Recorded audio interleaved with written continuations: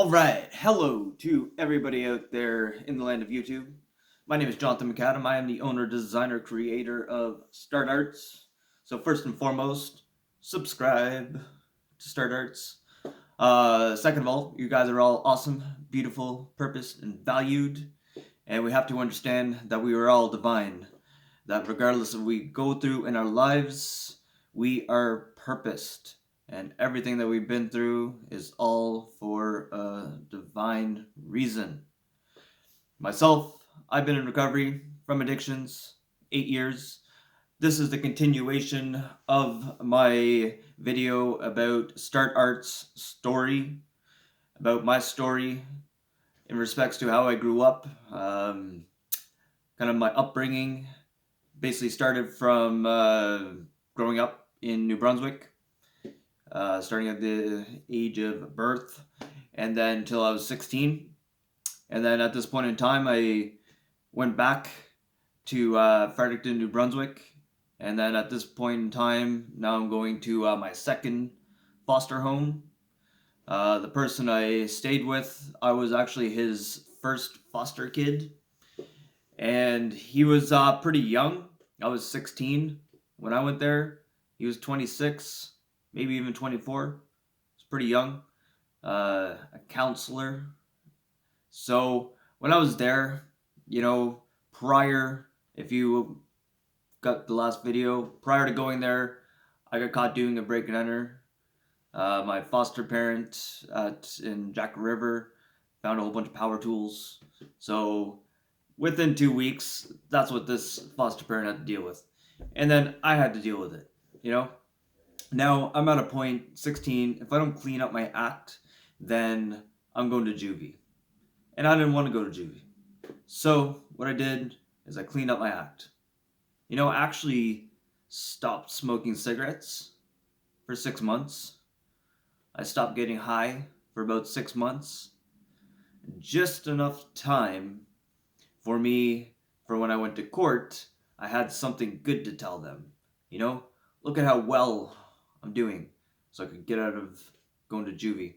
But the foster parent I was with was also an alcoholic.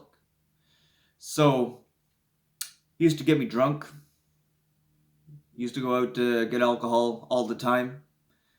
I stayed with this individual from the age of 16 until I think I was 20. And it was probably one of the most messed up times of my life. While I was there, every night we'd be getting drunk.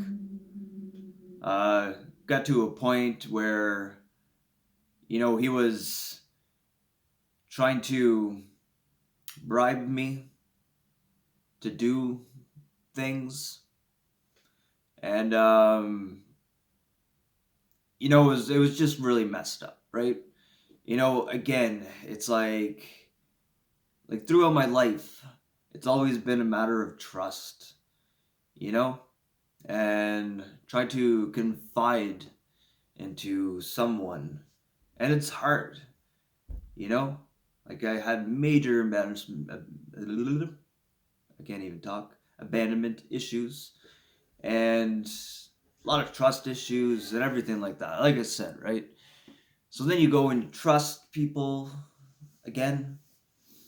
And then, and in that time, there's a lot of messed up stuff. Like, got my hit me with his car, fired up guns in the house, wrote suicide letters saying that I was the reason if he were to have committed suicide, I was the cause of that, right?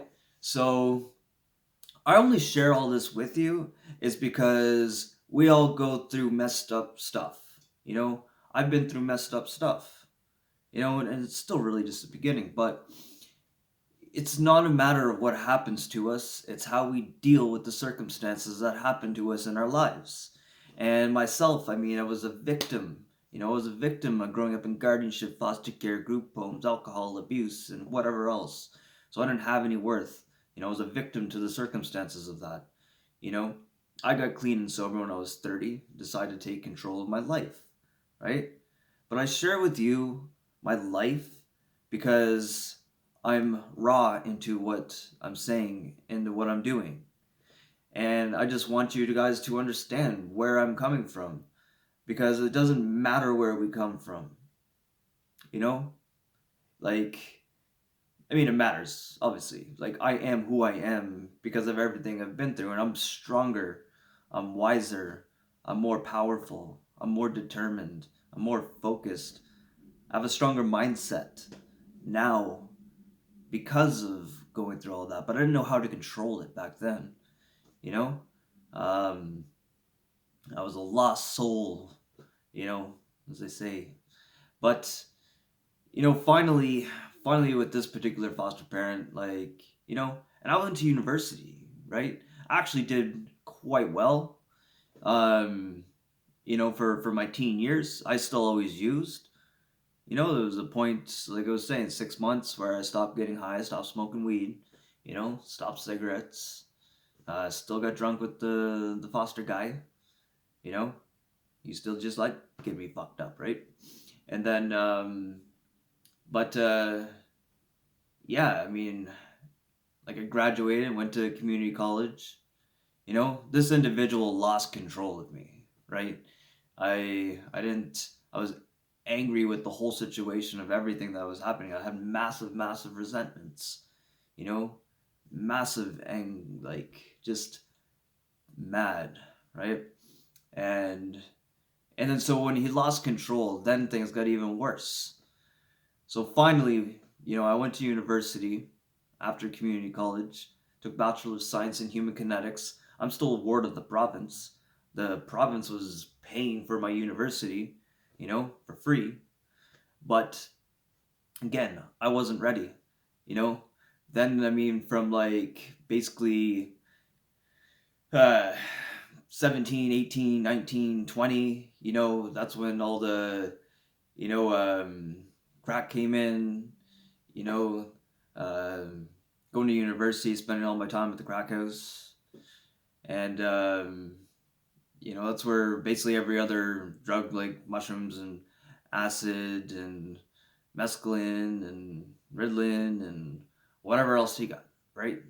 Bring it. Let's get fucked up. But, excuse my language, I'm sorry. Um, Anyway, it still got to a point where again I was losing all control. Right, I had no control over my life, and then I flunked out of university. Obviously, I went went my second year. I got out of the grip of that particular foster parent. I believe it was when I was 19 or 20. Could have been 20. And then went to another foster home, and then they were very lenient. They just basically let me to do whatever, right? So again, up all hours of the night, smoking crack, getting all high, having lots of fun with all these people that didn't care anything about me, right? And then and then flunked out university. And then when I was 20, 21, I had my daughter, my precious seed, right? Finally, I'm going to be able to clean up my act. And then went into rehab, moved in with the mother, then went into rehab. And with that, I was there for 21 days, and then went about 4 months, clean and sober. And then everything just fell apart again. When I had my daughter, my ex, she like basically didn't want anything to do with me, didn't want anything to do with their daughter. And then so again, the whole abandonment issues came all across again. And then yeah, and then there was a whole bunch of other stuff that happened, right? In the end, like the ex left, and then I went basically 8 years just lost. I just threw myself into oblivion, threw myself into darkness. I don't know what to do with my life anymore. I wanted to become a father. I wanted to break the chain, but that didn't happen. And then so therefore I hated who I was. You know, this deadbeat, this failure, good for nothing, right? And then so it was just a massive, massive, massive, like, you know, hit after hit after hit. But again, we are in control of the circumstances. We are in control of how we react to the circumstances. Again, I was not mature. I didn't have any emotional intellect to deal with any of it, right? And then it took me a while. I used to write. I used to write to myself. There was a whole bunch of other stuff that happened. I was like, you know, fired from all my jobs too. Like I can't keep a job. You know, um, found a place to live after sleeping on couches for a majority of time, or I went back and stayed with Grammy Joe for a while. She let me in. Again, fired from my job. Kicked out of this place and kicked out of that place. One time I was going across the street and then the car came and then jammed my leg. And then I was actually unable to walk for a month. Doctor said I was fine. But, so yeah, unable to walk, couldn't, I couldn't work. And then got fired and then kicked out. And then, it was just like one thing after another. There was one point in my life I hated myself so much that I took a lighter and then I just burned my body. Started here in my forearms, went up through shoulder, down to this shoulder, back to this shoulder. And I only tell you this and only share this with you is because it doesn't matter where we've been. Jonathan back then was hurting. He was angry. He was lost. He didn't know what to do with himself. And but I didn't recognize back then that I'm in control. I'm in control of what happens to me in my life. I'm in control of how I react. And when it goes into the choices of life, I'm in control of the choices that I make. You are in control of the choices that you make. Right? And then it gets to a point where it's like, in the end, I was writing to myself and it was like the spirit, my higher self or source, God, was writing through me and he was letting me know, it was like, you are worth something. You have to stop drinking. You have to stop getting high. You need to stop. It's like my soul and my spirit was just trying to, reach out of me and shake me and just be like, come on, man, get your life back together. You have purpose. You are loved. I didn't see it, but there was something in me, the higher self, the source, God, was always letting me know. It's like, I'm here. You're worthy. Step out of the garbage, out of the darkness into the light, right? And then, so that's where I'm going to leave it. Guys, I still have other things that I'm going to say. I just, if you guys are sticking with me, you guys are freaking awesome. Beautiful and purposed. I always keep on saying, we have to believe in ourselves. Believe in yourself because you're worth believing in, right? When I started believing in myself, I started taking myself out of the darkness and bringing myself into the light and starting to awaken to my consciousness of what I'm capable of doing, what I'm able to do. And once I started, looking back in the past and then accepting it, that's when things started to happen. When I accepted, when I surrendered, when I said, enough is enough. I can't do this on my own, right? With this whole thing, like, I have a lot of different things to talk about, guys. So if you're sticking with me, you guys, again, are awesome. Do subscribe. Subscribe. Just hit subscribe. That's all you have to do. Subscribe. And then I got much, much, much more videos doing. I'm pushing myself. This is all a mindset thing too, right?